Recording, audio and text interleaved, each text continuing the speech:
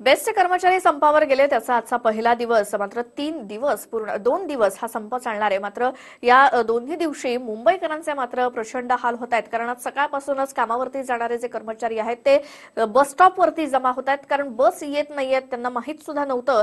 रस्त्यावर वाहतूक कोंडी त्यामुळे झालेली आहे आणि मेट्रो स्टेशन त्यामुळे फुल झालंय, कारण बसमधून प्रवास करणारे प्रवासी हे सगळे लोकल आणि मेट्रोकडे वळलेत आणि त्यामुळे अचानक लोकल असेल किंवा मेट्रो स्टेशनवरती तुफान गर्दी झालेली दिसतेय।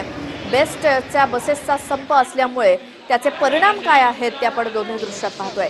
रस्त्यावरती झालेली वाहतूक कोंडी, कारण मग आपल्या खासगी गाड्या असतील, रिक्षा, टॅक्सी याचा आधार मुंबईकरांना आज घ्यावा लागतोय, तर दुसरीकडे मेट्रो स्टेशनवरती कशी खचाखच गर्दी झाली आहे ती सुद्धा दिसतेय।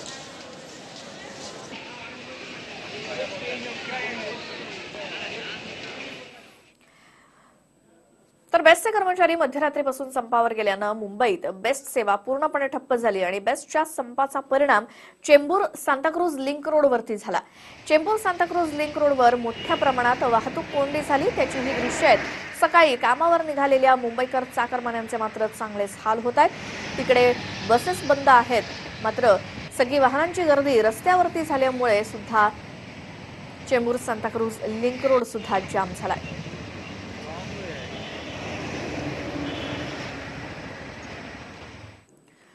बेस्टच्या संपाचा परिणाम मुंबईकरांवरती जाणवू लागलेलाच आहे, कारण बेस्ट संपामुळे वर्सोवा ते घाटकोपर मेट्रोनं प्रवास करणं अनेक प्रवाशांनी पसंत केलंय आणि त्यामुळे नेहमीपेक्षा आज मेट्रोमध्ये तोवा गर्दी पाहायला मिळते।